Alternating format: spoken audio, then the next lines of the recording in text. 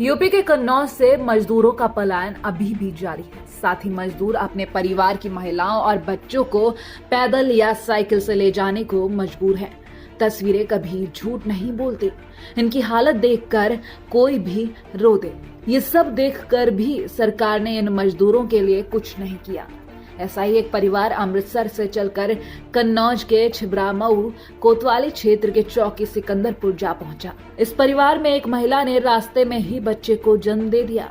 जन्म देने वाली महिला की गोद में 8 दिन का बच्चा दिखाई दे रहा है। मां की गोद में बच्चे को खिलाती ये तस्वीर दिल को झकझोर देती है। मजदूर महिला ने भीषण गर्मी में बेहद नाजुक हालातों में बिना किसी डॉक्टर के स्वास्थ्य सेवाओं के मिले बिना ही बच्चे को जन्म दे दिया और निकल पड़े अपनी मंजिल को। अपने पैरों के जख्म दिखाता ये मजदूर अपने 30 से ज्यादा साथियों के साथ चंडीगढ़ अमृतसर से 10 दिन पहले पैदल रवाना हुए थे।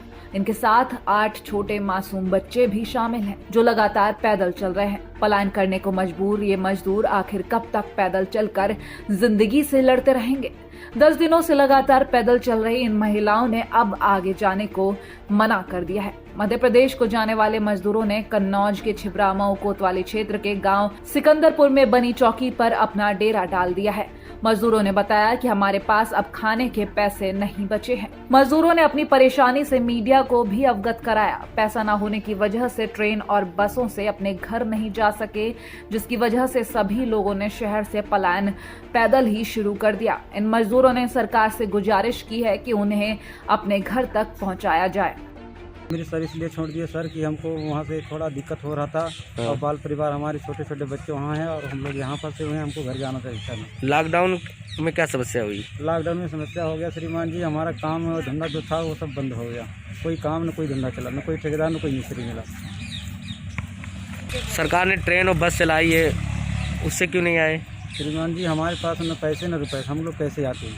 हमारे पास इतने पैसे होते तो हम खुद ही चले जाते अपने वाहन या कुछ भी करके, लेकिन हमारे पास इतना औकात नहीं है कि हम जा सकते हैं। शासन से हम अपना मदद मांगना चाहते हैं श्रीमान जी। हम गए थे मजदूरी करने के लिए, कभी गन्ना काटते थे, कभी गेहूँ काटते थे, कभी ईटा मसाला काटते काम करते थे। जहीं जैसा मिल जाता था वैसे मजदूरी करते थे। और ये 40 दिन का लॉकडाउन हो गया, उसके बाद लॉकडाउन में हम लोग बहुत परेशान हो गए। सरकार ने ट्रेन चला रखी है, बस चला रखी है, उससे हमें क्यों? कोई सुविधा नहीं मिला।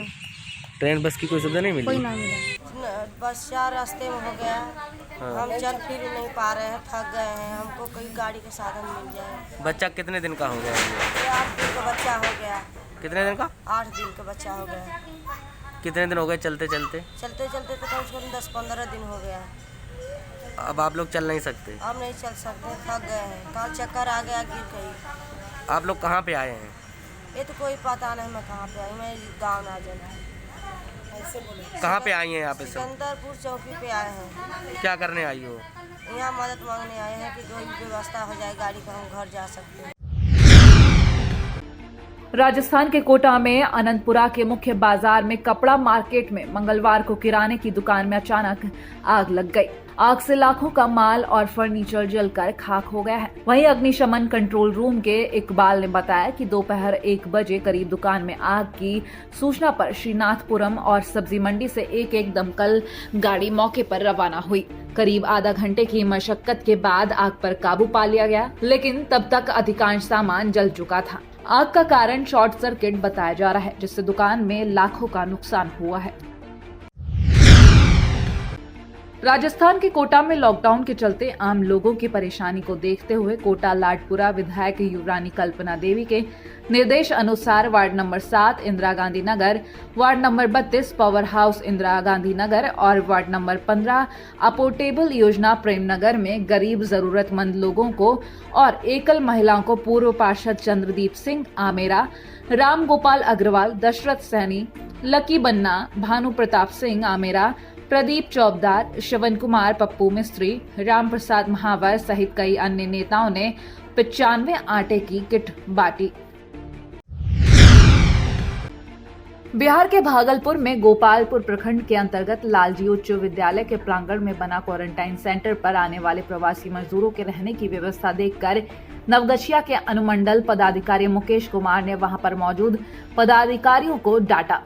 बाहर से आए मजदूरों ने बताया कि पीने के लिए शुद्ध जल नहीं है। जब से आए हैं बिना मच्छरदानी के सो रहे हैं। इतनी गर्मी में बिना पंखे के ही रह रहे हैं। वहीं जब एसडीओ ने खुद पके हुए खाने की जांच की तो दाल की गुणवत्ता को देखकर वो भी भड़क उठे।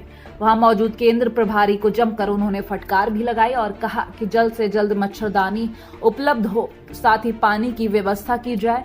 इसके अलावा सभी कमरों में पंखे लगाने के लिए भी उन्होंने कहा। वहीं बाहर से आए मजदूरों से एसडीओ ने अपील की है कि आप लोग एक घर की तरह माहौल बनाकर रहें। आप लोग बाहर काम करते थे तो शरीर आपका चलायमान रहता था, इसीलिए यहाँ पर आप नियमित सुबह योगा करें, जिससे आपके शरीर में स्फूर्ति बनी रहेगी, जिससे आप स्वस्थ भी रहेंगे। गुजरात के बड़ोदरा शहर से चलकर एक श्रमिक स्पेशल ट्रेन बांदा पहुंची, जिसमें 1908 श्रमिक बांदा आए हैं। इस श्रमिक स्पेशल ट्रेन में बांदा के अलावा लगभग 20 जनपदों के प्रवासी मजदूरों को लाया गया है। मजदूरों के ट्रेन से उतरते ही सभी प्रवासी मजदूरों के नाम और पते नोट करते हुए सभी मजदूरों को जनपद के अधिकारियों द्वारा चिन्हित कर 3 क्वारंटाइन सेंटरों में भेजने का काम किया गया। इन सभी लोगों को रोडवेज बसों के माध्यम से क्वारंटाइन सेंटर में भेजा जा रहा है। जब मजदूरों से उनके हालचाल जानने का प्रयास किया गया तो उन्होंने बताया कि हम लोग बड़ोदरा में मजदूरी करने का काम करते थे। लॉकडाउन की वजह से हम लोगों का सारा कामकाज बंद हो गया था और वहां की सरकारों के द्वारा हमें राशन भी मुहैया नहीं करवाया जा रहा था, जिसकी वजह से हम लोग अत्यधिक परेशान रहते थे। ये तो दया है उत्तर प्रदेश सरकार की, जिसने हम लोगों की परेशानियों को समझते हुए सभी को अपने गृह जनपद भेजने का काम शुरू किया। आज हम लोग अपने गृह जनपद जाकर बहुत खुशी महसूस कर रहे हैं। ये जो श्रमिक की स्पेशल ट्रेन आई हुई है, ये बड़ोदरा से चल करके आई हुई है। इसमें सूचना के अनुसार 1908 लोग हैं, जो अधिकतर बाह्य जनपद के ही हैं। इसमें करीब 975 लोग लखनऊ के रहने वाले हैं, 436 लोग जालौन के हैं, करीब 152-53 लोग झांसी के हैं और लगभग 85 की संख्या ललितपुर की है, 15-20 की संख्या चित्रकूट की है, 49 बांदा के हैं यहाँ पे। वो ये पानी पूरी का धंधा होता है। तो 40 दिन से लॉकडाउन चल रहा है, कितनी मुसीबत नहीं चल रही है? यही ना, वहाँ कुछ खाने को नहीं, जो काम है वो भी बंद है, इसलिए आना पड़ा ना, मजबूर है सब लोग से आने के लिए। तो सरकार तो खाना दे रही होगी? नहीं दे रही है ना, सिर्फ एक दिन आया था बस, और बकाया उस दिन नहीं। तो 40 दिन कैसे गुजार जाए? दोनों तरफ ये सही बात, जितने एक दिन पहले जितने हम एक महीने से आए ना, वो जितना कमाया उतना खा लिया बस। अब क्या करें वहाँ रह के जब खाने को नहीं है। कल से चले हैं, कल शाम को। यहाँ पर रुकने का इंतजाम, खाने पीने का आज ऐसे में सब ठीक ठाक रहा, लेकिन खाने पीने मिलता रहा? शाम को घर से खा के चले थे। यहाँ कुछ इंतजाम हो खाने पीने का? अभी यहाँ बढ़ रहा है। रात में कुछ था? अभी हमने नहीं लिया है, जब जाएंगे सुबह। रात में तुम लोग यहाँ रुके हो, वहाँ कुछ खाने वहाँ पीने? कुछ नहीं था। पंजाब के अमृतसर में कोरोना पॉजिटिव मरीजों की देखभाल करने वाले सफाई कर्मचारियों ने पंजाब सरकार के खिलाफ प्रदर्शन कर जमकर नारेबाजी की। इस मौके पर सफाई कर्मचारियों का कहना है कि एक तो उनकी तनख्वाह कम है और दूसरा उनकी सुरक्षा को लेकर सरकार और ठेकेदारों द्वारा कुछ भी नहीं किया जा रहा है। उन्होंने कहा कि कोरोना पॉजिटिव मरीजों के कमरों की सफाई करते वक्त वो भी कोरोना पॉजिटिव हो सकते हैं, इसीलिए कम से कम 50 लाख रुपए का उनका भी बीमा होना चाहिए। ਜਦੋਂ ਦਾ ਕਲਫੂ ਲੱਗਾ ਉਦੋਂ ਦੇ ਹੀ ਇੱਥੇ ਕੰਮ ਕਰ ਰਹੇ ਹਾਂ। ਕਲਫੂ ਦੀ ਇੱਕ ਛੁੱਟੀ ਨਹੀਂ ਆਪਾਂ ਕੀਤੀ ਹੋਈ। ਇਹ ਸਾਡੇ ਕੋਲ ਛੁੱਟੀਆਂ ਵੀ ਮੰਗਦਾ ਵਾ ਕਿ ਮੈਨੂੰ ਪੈਸੇ ਦਿਓ, ਤੇ ਨਹੀਂ ਤਾਂ ਤੁਹਾਡੇ ਠੇਕੇਦਾਰ ਸਾਡੇ ਕੋਲ ਛੁੱਟੀਆਂ ਵੀ ਮੰਗਦਾ ਵਾ। ਫਿਰ ਇਹ ਸਾਡੀਆਂ ਅਸੀਂ ਕੰਮ ਕਰਨ ਜਾਂਦੇ, ਬਾਥਰੂਮਾਂ 'ਚ ਸਾਡੀਆਂ ਫੋਟੋਆਂ ਵੀ ਲਾਉਂਦਾ ਵਾ, ਸਾਡੀਆਂ ਫੋਟੋਆਂ ਲਾ ਕੇ ਤੇ ਨੈੱਟ ਤੇ ਪਾਉਂਦਾ ਵਾ। ਤੇ ਫਿਰ ਕਹਿੰਦਾ ਕੀ ਕਰੋਗੇ ਮੈਨੂੰ, ਮੈਂ ਇਹ ਮੈਡਮਾਂ ਨੂੰ ਦਿਖਾ ਰਿਹਾ ਹਾਂ। ਫਿਰ ਗਾੜੀ ਸਾਨੂੰ ਧਮਕੀ ਦਿੰਦਾ ਵੀ ਨਹੀਂ ਆਉਣਾ ਤਾਂ ਨਾ ਆਓ, ਤੁਹਾਨੂੰ ਕੋਈ ਸਾਡਾ ਬੀਮਾ ਨਹੀਂ, ਕੋਈ ਸਾਨੂੰ ਗਲਵਜ਼ ਨਹੀਂ ਮਿਲਦੇ। ਵਾਅਦੇ ਤੇ ਇਕੱਠੇ ਹੋਏ ਇਹਦੇ ਕਰਕੇ ਵੀ ਘਰੋਂ ਕਿੱਡੀ ਮੁਸ਼ਕਲ ਆਈਦਾ ਵਾ। ਸਾਡੀ ਇੱਥੇ ਕੋਈ ਸੁਣਾਈ ਨਹੀਂ ਹੈਗੀ। ਦੂਜੇ ਮੁਲਾਜ਼ਮਾਂ ਦੇ ਉਹ ਹੋ ਗਏ ਨੇ ਬੀਮੇ ਹੋ ਗਏ, ਸਾਡਾ ਬੀਮਾ ਵੀ ਨਹੀਂ ਕੋਈ ਹੋਇਆ। ਨਾ ਸਾਨੂੰ ਗਲਵਜ਼ ਮੰਗੀ ਜਾਂ ਗਲਵਜ਼ ਕਹਿਣੀ ਆਪਣੇ ਠੇਕੇਦਾਰ ਕੇ ਲਿਆਓ, ਠੇਕੇਦਾਰ ਕਿੱਥੋਂ ਲਿਆਵੇ?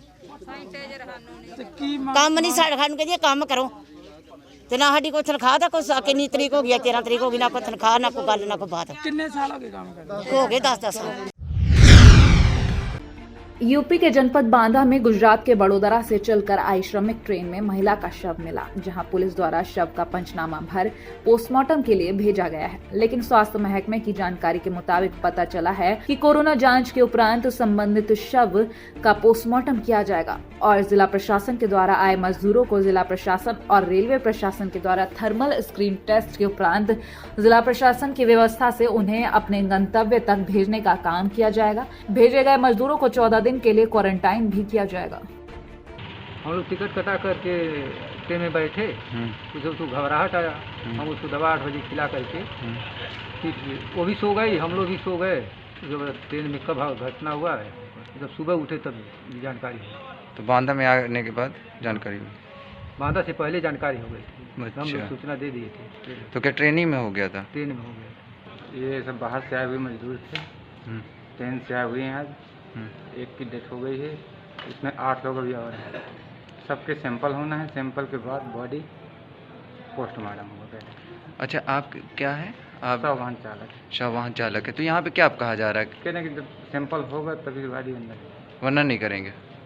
गाड़ी में रखी है गाड़ी अंदर। ऐसा था, श्रमिक एक्सप्रेस आई थी 6 बजे, जिसकी बॉगी में एक जो है परिवार आ रहा था। उनकी माँ थी जो करीब 80-85 ईयर्स की थी।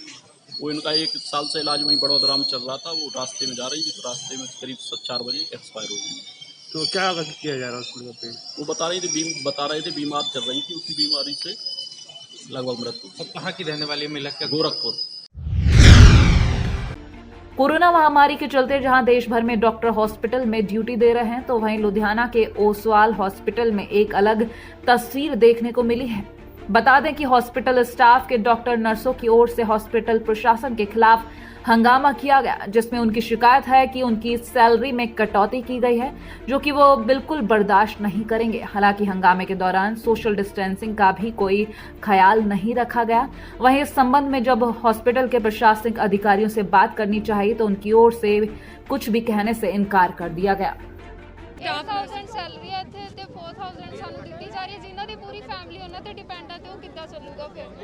ਸਰ ਇਹਨਾਂ ਨੇ ਅਸੀਂ ਉਹਨਾਂ ਨੂੰ ਕਹਿੰਦੇ ਤੁਸੀਂ ਸਾਨੂੰ ਸੈਲਰੀ ਨਹੀਂ ਦਿੰਦੇ ਤਾਂ ਉਹ ਸਾਨੂੰ ਕਹਿੰਦੇ ਜੇ ਤੁਸੀਂ ਜੌਬ ਛੱਡਣਾ ਚਾਹੁੰਦੇ ਹੋ ਤਾਂ ਛੱਡ ਸਕਦੇ ਹੋ, ਇਹਦੇ 'ਚ ਸਾਡੀ ਕੋਈ ਤੇ ਸਾਡਾ ਮਸਲਾ ਇਹਨਾਂ ਨਾਲ ਇਹ ਹੋਇਆ ਵੀ ਇਹਨਾਂ ਨੇ ਇਸ ਮਹੀਨੇ ਸਾਡੀ ਤਨਖਾਹ ਵੱਧ ਕੇ ਮਿਲਦੀ ਹੈ, ਜੋ ਕਿ ਅਸੀਂ ਵੀ ਸਮਝਦੇ ਹਾਂ ਵੀ ਇਸ ਕ੍ਰਾਈਸਿਸ ਦੇ ਵਿੱਚ ਇਹ ਸਾਨੂੰ ਅਗਰ ਨਹੀਂ ਵੀ ਦਿੰਦੇ ਤੇ ਪਰ ਅਸੀਂ ਆਪਣੀ ਪੂਰੀ ਤਨਦੇਹੀ ਨਾਲ ਇਸ ਜੋ ਭਿਆਨਕ ਬਿਮਾਰੀ ਆ ਉਹਦੇ ਨਾਲ ਅਸੀਂ ਲੜਾਂਗੇ। ਪਰ ਜਿਹੜੀਆਂ ਸਾਡੀਆਂ ਮੌਜੂਦਾ ਸੈਲਰੀਆਂ ਨੇ ਵੀ ਜਿਹੜੀਆਂ ਸਾਨੂੰ ਲਾਈਆਂ ਗਈਆਂ ਨੇ ਵਧਾਉਣ ਦੀ ਬਜਾਏ ਉਹਦੇ ਵਿੱਚੋਂ ਵੀ ਸਾਨੂੰ 2500 ਕਿਸੇ ਦੀ 3000 ਕੱਟ ਕੇ ਦਿੱਤੀ ਗਈ ਹੈ।